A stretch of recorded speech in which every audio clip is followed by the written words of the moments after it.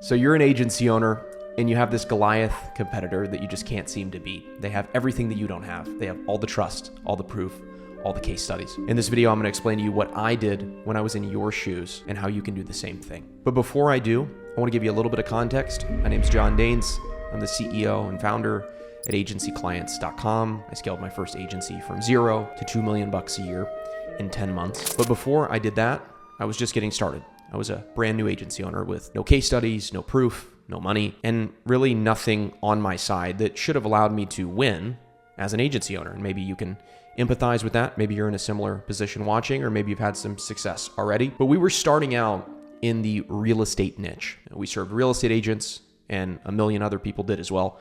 It was like I picked the most saturated niche possible because there was all these big companies and there was so many direct and indirect competitors, if you get what I mean. There was all these other agencies, there was software companies, there was these home search websites like Zillow, but our big kind of direct competitor was a company called Bold Leads. And they had everything that we didn't have. They had a very similar offer to us where they did lead generation. They had a big office in Arizona.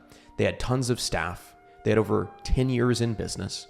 They had a million case studies. I remember I would go funnel hack them at times, and it would just be like an endless scroll of their case studies. They had tons of them. They had venture backing, so they just had an unlimited budget. Of course, I was completely bootstrapped. I didn't have any venture backing. And because of that, they had an unlimited marketing budget. And so when I was kind of doing competitive analysis, when I started my agency, which is something that I really recommend you and all of my clients to do, is kind of see who else is out there. Look at who is the direct and indirect competitors, and you'll have kind of an aspirational competitor, somebody that you know exists, but they don't know that you exist, right?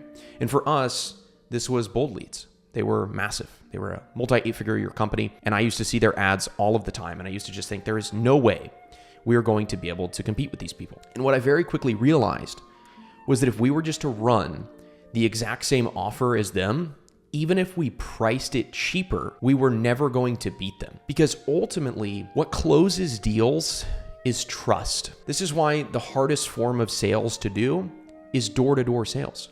Because you're going to a stranger's door who doesn't trust you and who has no idea who you are, and you have to convince them, why they should trust you. And that's extremely difficult. And so all sales pretty much hinge on the fact that the prospect trusts you. And when you have case studies, when you have proof, when you have offices, when you have all of those things, it's easier to close deals. But I found one thing that they weren't doing, and it was offer. They just had a terrible offer because they didn't actually need to have a good offer because they closed deals through trust.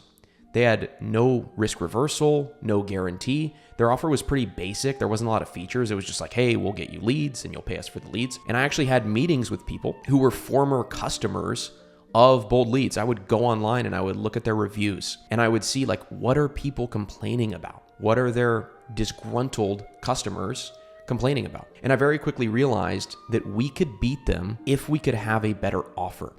And the thing was, they were more of a high volume solution. So I think they were around $700 or $800 a month. With what we were doing for clients, we were going to have to be, $1,500 or $2,000 a month because we were doing a full done-for-you service. They were almost more like a software, but still had some done-for-you services as well. But because of the volume of clients they had, they were able to charge less because they made up for it in the amount of clients, obviously, that they were able to bring on board. So I quickly realized we have to beat them on offer. If we do not beat them on offer, they are going to run us into the ground. And I think this is a big mistake that a lot of agency owners make, is they look at someone else's offer and they think, I'm just going to copy their offer and I'm going to get the same results as they do. But that doesn't work because they have all the proof, all the testimonials, all the track record, all the credibility that you don't have. Let's say, as an example, you're trying to compete with Alex Hormozi and you want to go into the workshop business and you want to sell workshops. If you copy Alex Hormozi's offer, you're not going to get results. Because Alex Hormozi has much more trust than you do. He's written books, he has a track record, he has case studies, he has all the things that if you're a new person trying to enter into that space, you probably don't have. And this is a very similar problem that so many agency owners have. And the only way to actually overcome this problem is to have a better offer than your Goliath competitor. And what that typically means is not only a better offer that's going to give the client more value, but a better risk reversal. So what I realized about Bold Leads is it was just simply lead generation. They would send the client the lead. The client would then have to go follow up with the lead on their own. They didn't charge very much because it was a pretty simple service and there was no guarantee. And so when I would talk to these like disgruntled past clients, these were their two biggest qualms. They would say, I had to do all the lead follow-up myself. By the time I called the lead, they were super cold. And when I reached out to the company and told them that I had a bad experience, they would basically say, well, sorry, you're on your own. So I quickly realized we have to generate the leads. We have to follow up with the leads. We have to set the appointments, and we have to have a crazy risk reversal to make sure that if the client doesn't, for whatever reason, get the results, that they're not held liable, right? That a client is never in a position where they don't get results and they still have to pay, right? They're either going to pay and get results, or they're not going to pay if they don't get results. And Bold Leads didn't seem to understand this because they had so much trust built up that they didn't even need to.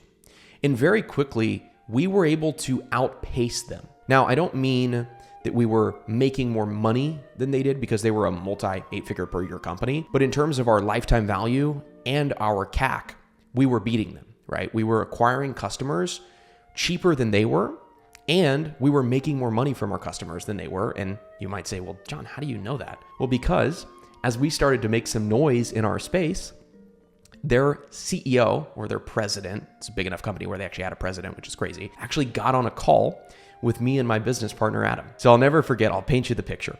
Adam and I are in Nashville. We're walking into one of the best steakhouses in Nashville. It's called Jeff Ruby's. We're coming off a good day. As I'm walking in, right when I'm walking in, I get a call from one of my closers and he says, hey, I just had a call with a guy who said he was the president at Bold Leads and he wants to talk to you and Adam about what you guys are doing. And we get on a call with him and he's just shocked at the results that we're getting. He's like, how are you guys doing this? You've been in business for less than a year. You guys are obviously making waves in the space. Some of our clients are talking about leaving us to go with you guys. We're seeing your ads all the time. Like, what are you doing? And I could tell he was thinking, we have everything that you guys don't have. Like, how are you guys winning? And this was before the Purple Book, right? This is before Alex Hormozi's infamous $100 million offer. So people probably didn't know as much about offers at this time. And I didn't want to share anything with him. I'm 20 years old. I'm extremely intimidated by the president of this 8-figure company. My business partner was 19 at the time. And I'm just kind of scared. And so I'm not really sharing much. I'm trying to kind of pry information from him while also kind of saying, well, I think we're just having good luck. Or, I kind of, said a little bit of white lies on the call, if I'm being honest, because I was scared. I didn't want to tell him what we were doing because I felt like the only competitive advantage that we had over them was literally just our offer, the way that we worked with clients, and our risk reversal and our guarantee. And this scares a lot of new agency owners, but you don't really have a choice. So a lot of agency owners feel scared to try to put together a really good offer or scared to put together a really good guarantee. But you have to understand, when you're new, when you have no case studies, when you haven't worked with any clients in the past, when you get on a sales call with a client, they are scared of you. I'll say that again. They are scared of you. They are scared that they're going to spend money with you when you have no proof, you don't really have any background or case studies or track record. They're afraid that they're going to spend money and that they're going to lose their money. And you have to be good at removing that risk for them. I don't mean throwing out some ridiculous, heinous offer. I see some of these online, unfortunately, where it's like, we'll get you 1 million clients in 1 million days or you don't pay, right? Not 1 million days, but we'll get you 1 million clients in 100 days or you don't pay. The way that I think about this is you have a high level outcome that you produce for your clients, right? That is the dream scenario that they can get to. The client is obviously really excited about getting to that dream scenario. That's the happy place, right? That's the promised land. That's where they want to be. And then you have the risk that they have to take. As an example, let's say you sell a 5K offer. This is just round numbers.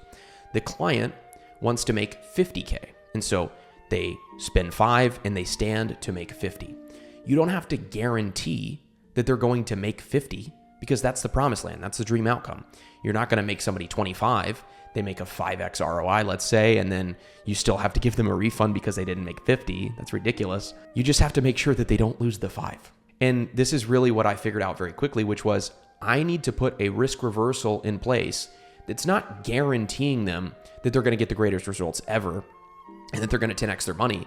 But I just need to make sure that they know if they work with us, they're not going to lose their money. Tony Robbins has an amazing quote, And it's not about offers, but it really applies to offers. And so I love using this quote with clients. Tony Robbins says, people run faster away from pain than they do towards pleasure. So that means when you're on a sales call, even if you're telling a client, hey, you can stand to make so much money with this service, right? Let's say you're talking to a real estate agent and they make $15,000 in commission and your service is $2,500 a month. And you're like, dude, if you close one deal per month, you're going to make so much money. But they're not even thinking about that. They're thinking about $2,500 a month could be what they stand to lose. And so when you have a really good offer, like we did, I call it a hybrid offer, where you give the client something that they want. For my real estate agents that I worked with, they wanted new deals, right? They wanted new clients. But you also want to give them something that they want, but you want to take away something that they don't want.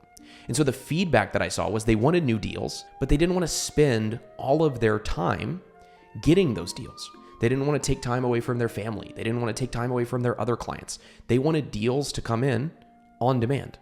And so all I did was reverse engineer what we could do to get them as close to that as possible. And what we landed on was we would generate them leads. We would do all of the follow-up, and then we would get on the phone and call their leads for them. And so all they had to do was show up to a scheduled, qualified appointment directly on their calendar. And then if we didn't do that for them, we would give them their money back.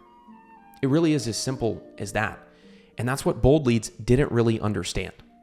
But what I learned from them was that they had what I call market leader positioning. They were positioned as the market leader, right? They had the best case studies. They had everything. They had the marketing budget. They had market leader positioning. And really, where you can crush and where you can do extremely well, and we see examples of this all the time, I would say Alex Hormozi's Gym Launch, the business that he ran before acquisition.com, is such a phenomenal example of this, where he has market leader positioning, but he also puts out amazing offers, right? I was talking about his workshop earlier. It's only $5,000 and you get to go out and sit with Alex Hormozi and hang with him and his team and stuff like that. That's a great offer, but he has incredible positioning. And this is why he's doing at this point, I don't know specifically his numbers, but you hear rumblings of $10 to $20 million a month between the workshops and the book sales and all that kind of stuff, because he has the market leader positioning, but he also has the offer, right? And so my competitor, Bold Leads, they had the market leader positioning, but they didn't have the offer. And that's why we were able to accelerate past them and, again, beat them in terms of the stuff that matters, lifetime value and cost to acquire a customer. And they never really figured it out. And they just kept running the same offer because they really got comfortable, because they relied so much on their positioning. And so really the point to this is, if you're looking at your competitors right now and thinking it's going to be good enough to just copy their offer and just do exactly what they're doing, it's probably not going to be. And I hate making this video because I know this is going to overwhelm some of you, but I feel a genuine moral conviction to tell you this, because I see agency owners doing it all the time. And really what's funny is, as we started to scale our agency, we started to develop that market leader positioning, right? People started to know who we were. People started to see our ads. We did it the hard way, completely bootstrapped. We didn't have venture backing or any money that was coming in from any venture capitalist or anything like that. We just built the offer. We got really good at offer. We got really good at sales. And then we made money through that. And then we were able to reinvest that back into the business and scale. And we started to build some of that market leader positioning. And then I really started to see, when you have good positioning and you have a good offer, how dangerous of a combination that can be. Because people trust you as a brand, and then they trust your offer, that your offer is not going to lose them money. And so maybe you're an agency owner watching this right now, and you're struggling because your outbound is not working or prospects don't trust you on calls, and you look directly at symptoms, right? I can't tell you how many times I talk to people who are considering becoming a client at agencyclients.com and working one-on-one with me, and they'll tell me all these problems, and they'll say, here's what I've tried to do to fix the problems. Here's the sales script that I've fixed, or here's my outbound script that I've fixed. And it's like, did you get better results? And they're always like, no, it's probably worse than it was before. And that's because the surface level problem is normally the positioning and the offer.